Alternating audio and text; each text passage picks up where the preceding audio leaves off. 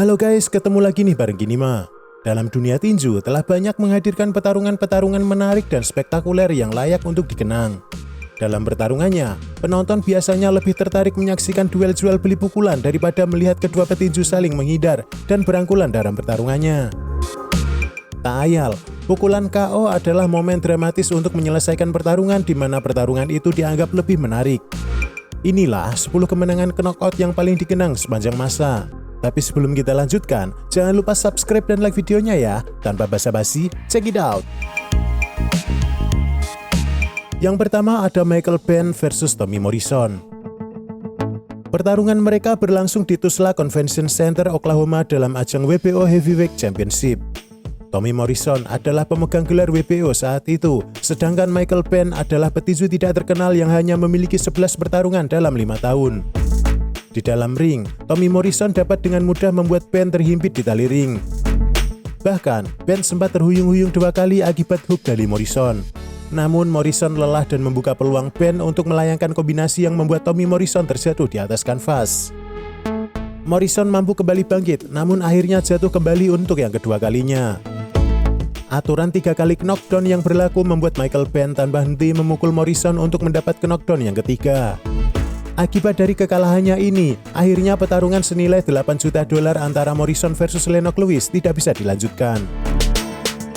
Yang kedua nih, ada Mike Tyson versus Michael Spinks. Michael Spinks adalah petinju yang belum pernah knockdown di 31 pertarungannya dan dia adalah petarung Hall of Fame. Saat itu, Mike Tyson memukul Michael Spinks dengan pukulan besar yang membuat Michael Spinks jatuh ke kanvas untuk yang pertama kalinya. Michael Spinks kemudian bangkit untuk melanjutkan pertarungan. Namun, beberapa detik kemudian dia benar-benar dikalahkan oleh Mike Tyson dalam pertarungannya. Kemudian, Mike Tyson melakukan selebrasi dengan hanya merentangkan tangannya dengan ekspresi datar. Ini adalah momen yang tak terlupakan oleh para penggemar Mike Tyson hingga saat ini. Ketiga, Oleg Maskaev versus Hasim Rahman yang kedua. Pertarungan antara Oleg Maskaev versus Hasim Rahman II terjadi pada 12 Agustus 2006 dalam ajang kelas berat WBC. Oleg Maskaev adalah petinju kelahiran Kazakhstan yang telah menjadi warga Amerika Serikat.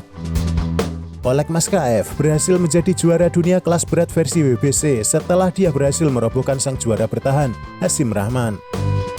Pada awal pertandingan, Hasim Rahman sebenarnya telah diunggulkan untuk tetap mempertahankan gelar dan menyelamatkan dominasi Amerika Serikat. Namun, tanpa diperkirakan, Oleg Maskaev memperoleh energinya kembali di ronde terakhir dan mendominasi pertandingan. Pada awal ronde ke-12, Oleg Maskaev berhasil memukul knockdown Hasim Rahman yang sudah kehabisan tenaga. Lalu beberapa menit kemudian, Oleg Maskaev benar-benar menghabisi Hasim Rahman. 4. Mike Weaver versus John Tate. 31 Maret 1980 adalah waktu yang tak terlupakan bagi para penggemar tinju kelas berat, di mana Mike Weaver bertarung melawan John Tate. John Tate sendiri bagi banyak orang dianggap sebagai calon pengganti Muhammad Ali. Dia adalah peraih medali perunggu kelas berat Olimpiade Montreal di tahun 1976. Dia kalah dari Trevolio Stevenson di semifinal. John Tate yang diunggulkan banyak orang menguasai penuh permainan di sepanjang 14 ronde. Namun, pada ronde terakhir, ronde ke-15, John Tate yang seharusnya bisa menang dengan mudah harus tersungkur karena hook kanan yang mendarat di rahang di 45 detik sebelum pertandingan berakhir. Tate terjatuh dengan wajah menghadap ke kanvas. Hingga kini, jika ada pertandingan di mana ada salah satu petarung sudah unggul angka dan dipastikan menang, namun berakhir ke knockout di detik-detik menjelang ronde terakhir, maka pertandingan itu disebut sebagai pertarungan Tate versus Weaver. Derek Jefferson versus Maury Harris. Pertarungan antara Derek Jefferson versus Maury Harris berlangsung pada 11 Juni 1999. Di masa kejayaannya, Derek Jefferson dianggap sebagai pemain kelas berat yang mendebarkan dengan kekuatan knockout satu pukulan. Salah satu capaian yang tak terlupakan dari Derek Jefferson adalah saat bertarung melawan Maury Harris. Kedua petarung kelas berat ini saling melakukan knockdown di dalam ring. Namun, Derek Jefferson memiliki akhir yang manis dengan hook kiri yang mengakhiri pertarungan saat itu. Maury Harris jatuh ke kanvas yang mengakhiri pertarungan di ronde ke-6 setelah mereka bertarung habis-habisan. Pertarungan itu secara universal disebut sebagai Knockout of the Year di tahun 1999.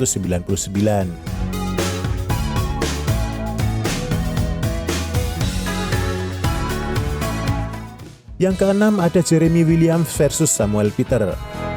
Samuel Peter adalah seorang pemukul kelas berat yang harus diperhitungkan. Dia adalah petinju yang sangat kuat dan agresif yang berasal dari Nigeria. Samuel Peter telah membangun rekornya dengan 20-0 setelah menjadi petinju profesional di awal 2001. Kemudian pada tahun 2004, Peter yang berusia 24 tahun bertemu dengan Jeremy Williams di dalam ring. Apa yang terjadi berikutnya adalah salah satu knockout kelas berat yang paling berkesan di tahun 2000-an. Saat itu mereka bertemu di Las Vegas untuk memperebutkan sabuk kelas berat NABF yang kosong. Samuel Peter dengan brutal mengakhiri pertarungan di ronde kedua dengan menggunakan hook kiri di dagu Jeremy Williams yang terbuka saat itu. Williams pun langsung terjatuh terlentang dengan matanya yang terpejam. Itu adalah hook kiri yang indah. Josh Foreman versus Jerry Cooney. Pertarungan mereka disebut sebagai The Preacher and the Puncher, di mana dua petarung kelas berat tua yang sedang mencari rasa hormat. Jerry Cooney adalah petinju yang sulit memukul sejak kekalahannya 8 tahun sebelumnya dan kemunduran karirnya. Sedangkan Josh Foreman mantan juara tinju dunia yang sabuknya dilucuti oleh Muhammad Ali pada tahun 1974, lalu kemudian pensiun di tahun 1977. Kemudian, dirinya mengalami krisis spiritual hingga menemukan jalan kembali dan menjadi pendeta di gerejanya di Houston, Texas. Tahun 1987, Josh Foreman membuat semua orang terkejut saat dirinya mengumumkan untuk kembali ke ring di usianya yang ke-38 tahun. Di pertarungan ke-20, setelah lama pensiun, dia bertemu dengan Gary Cooney. Pertarungan itu pun menarik minat penonton hingga tiket terjual habis. Di ronde pertama, Josh Foreman mengarahkan kekuatan untuk bergerak maju, sedangkan Gary Cooney bertinju dengan cerdas menggunakan jab dan menghindar. Pertarungan di ronde ini adalah milik Jerry Cooney. Namun pada ronde kedua, Jerry Cooney tidak memiliki tenaga lagi untuk mempertahankan strateginya. Di bawah tekanan, Jerry Cooney mendapatkan banyak pukulan yang membuatnya terjatuh. Dia mampu berdiri lagi, namun langsung disambut dengan hook kiri yang menghentikan langkahnya tanpa membuat wasit kerepotan untuk menghitung.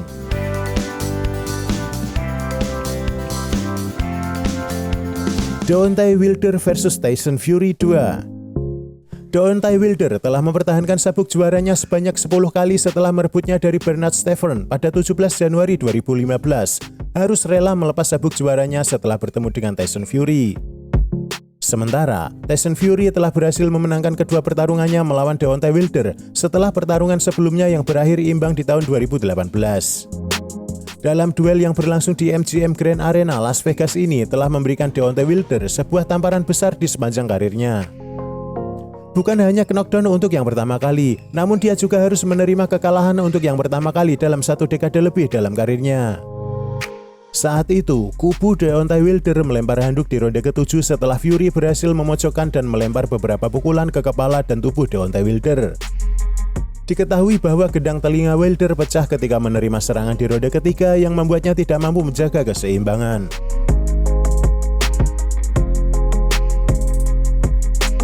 Manny Pacquiao versus Ricky Hatton. Pertarungan mereka berlangsung pada 2 Mei 2009 untuk memperebutkan gelar IBO, The Ring Magazine, dan Lineal Light Welterweight. Pertarungan mereka sering disebut sebagai The Battle of East and West.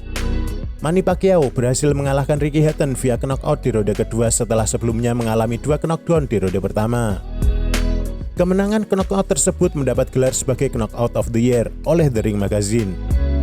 Setelah pertandingannya dengan Manny Pacquiao, Ricky Hatton sempat diisukan akan bertemu kembali dengan Floyd Mayweather Jr. Namun sebelum sempat terjadi. Setelah mengalami kekalahannya di usia ke-32 tahun, Ricky Hatton mengumumkan pengunduran dirinya dan tidak pernah bertanding lagi.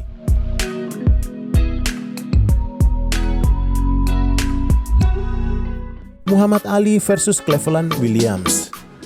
Pertarungan mereka kali ini dinilai oleh para pengamat sebagai penampilan Ali paling sempurna.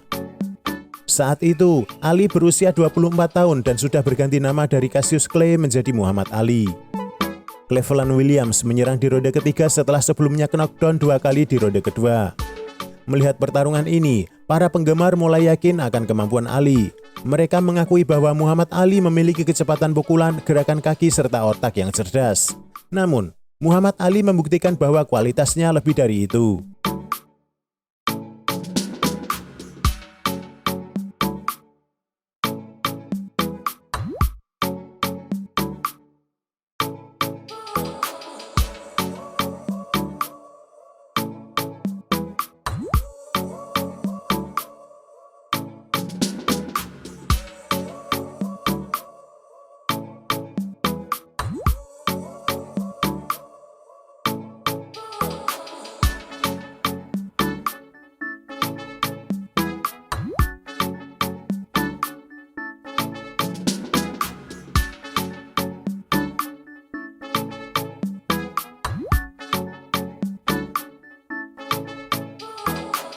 Nah guys, itulah 10 kemenangan KO dan TKO yang paling dikenang sepanjang masa di dunia tinju menurut Kinima.